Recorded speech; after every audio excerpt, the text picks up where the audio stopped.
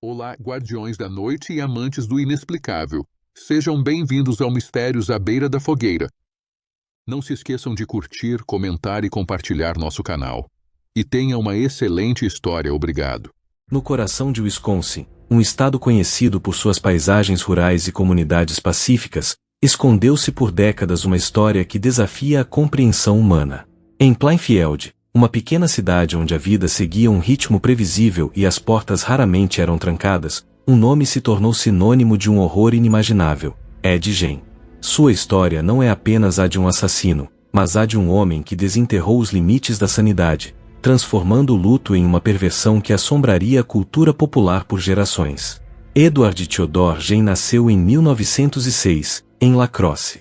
Sua infância foi marcada por uma mãe dominadora e religiosa fervorosa, que incutiu em Ed e seu irmão Henry um ódio profundo por mulheres e pelo sexo. Augusta, uma figura tirânica, controlava cada aspecto de suas vidas, isolando-os do mundo exterior e preenchendo suas mentes com sermões sobre o pecado, a danação e a depravação da vida. Seu pai, George, era um alcoólatra fraco, cuja presença quase não existia na vida dos filhos. A fazenda isolada da família se tornou um microcosmo do inferno pessoal de Ed, um lugar onde a solidão e a repressão eram as únicas constantes. Com a morte de seu pai em 1940 e de seu irmão Henry em 1944, sob circunstâncias que alguns consideraram misteriosas, embora a causa oficial tenha sido falência cardíaca durante um incêndio, Ed ficou sozinho com sua mãe. Augusta continuou a ser o centro de seu universo distorcido, e sua morte em 1945 foi um golpe devastador para Ed. Com ela se foi a única figura de autoridade, a única conexão que ele tinha com o mundo, por mais doentia que fosse. A partir desse momento, a fazenda Gein se tornou um mausoléu, um santuário para a memória de Augusta, com Ed vivendo em uma única cozinha e um quarto, deixando o restante da casa intocado, como um relicário de sua mãe. Foi após a morte de Augusta que a escuridão realmente tomou conta de Ed. A solidão e o isolamento profundo, combinados com uma mente já perturbada, o levaram a um caminho inimaginável. Ele começou a ler livros sobre anatomia humana, necrologia e rituais de povos primitivos, aprofundando sua mente doentia. Ele não tardou a colocar seus novos conhecimentos em prática, profanando túmulos em cemitérios locais em busca de material. Ele não procurava riqueza ou poder, mas algo muito mais grotesco: partes do corpo humano para criar um universo paralelo onde ele poderia reviver a presença feminina.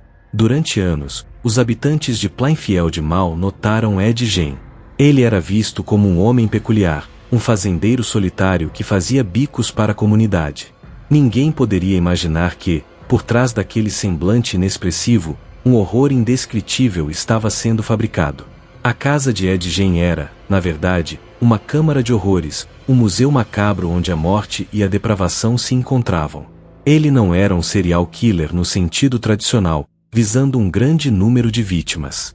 As autoridades só conseguiram ligá-lo a duas mortes confirmadas: Bernice Worden, proprietária de uma loja de ferragens local, em 1957, e Mary Hogan, dona de uma taverna, em 1954.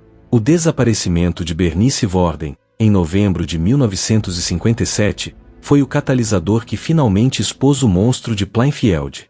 Seu filho, Frank Worden, foi o último a vê-la, e as evidências rapidamente apontaram para Ed Gein. Um recibo de venda na loja de Bernice, assinado por Ed, e a informação de que ele havia estado na loja no dia de seu desaparecimento, levaram o xerife à sua fazenda. O que se seguiu foi uma das descobertas mais chocantes da história criminal americana. Ao entrar na fazenda Gein, os policiais foram confrontados com um espetáculo que desafiava a sanidade.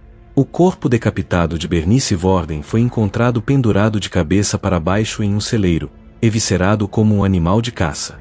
Mas o terror não parava por aí. Dentro da casa, o inferno particular de Ed Gein se revelou em toda sua depravação. O que a polícia encontrou chocou até os mais experientes investigadores. As paredes da casa eram adornadas com a pele de suas vítimas, e dos cadáveres que ele desenterrava. A polícia encontrou tigelas feitas de crânios, cestos de lixo feitos de pele humana, cadeiras estofadas com pele humana, um cinto feito de mamilos femininos, corações em um balde, talvez o mais aterrorizante de tudo, máscaras e trajes feitos com a pele do rosto e do corpo das mulheres. Ele usava essas vestimentas em rituais noturnos, em uma tentativa grotesca de se transformar em sua mãe, ou talvez em uma mulher, num desespero de reviver a presença feminina em sua vida. A motivação de Ed Gein não era crueldade pura, mas sim uma fusão macabra de necrofilia, fetichismo e um profundo distúrbio mental. A revelação da fazenda de horrores de Ed Gein enviou ondas de choque por todo o país. Plainfield, antes uma cidade esquecida, se tornou o epicentro de uma das histórias mais perturbadoras já contadas. A mente humana lutava para compreender como um ser humano poderia cometer tais atos, e a história de Ed Gein rapidamente se tornou uma lenda urbana, um aviso sobre os horrores que podem se esconder por trás da fachada de normalidade.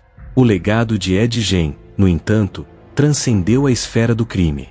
Sua história grotesca e seus atos inimagináveis se tornaram a semente para algumas das mais icônicas figuras do terror cinematográfico. Norman Bates, o perturbado assassino de Psicose, com sua obsessão pela mãe em sua casa isolada, deve muito à história de Ed Gein. Leatherface, o assassino mascarado de um massacre da Serra Elétrica, que usa máscaras de pele humana e vive em uma fazenda de horrores, é um reflexo direto dos atos de Gein. E o sofisticado e aterrorizante Buffalo Bill, de O Silêncio dos Inocentes, que tira a pele de suas vítimas para criar um traje feminino, é um eco sombrio de suas perversões. Esses personagens não são meras cópias, mas interpretações artísticas da profunda perturbação que Ed Gein representava. Eles exploram o medo do desconhecido, o horror do que pode residir na mente humana, e a fragilidade da normalidade. Ed Gein, o fazendeiro de Plainfield, tornou-se o arquétipo do assassino solitário e disfuncional, cuja casa é um pesadelo e cujos crimes são impulsionados por uma mente distorcida. Ed Gein foi declarado legalmente insano e passou o resto de sua vida em instituições psiquiátricas, morrendo em 1984, aos 78 anos. Mas sua morte não encerrou a história.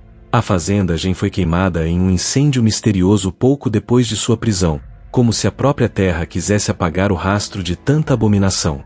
Contudo, o eco de seus atos persiste. A história de Ed Gein nos força a confrontar as profundezas da psicopatia e o lado mais sombrio da experiência humana. Ela nos lembra que o verdadeiro terror muitas vezes não vem de monstros imaginários, mas sim daqueles que vivem entre nós, escondidos à vista de todos, até que a máscara da normalidade caia, revelando um pesadelo que jamais poderemos esquecer. Obrigado por assistirem até o final e não se esqueçam de curtir, se inscrever e ativar o sininho para não perder nenhuma história.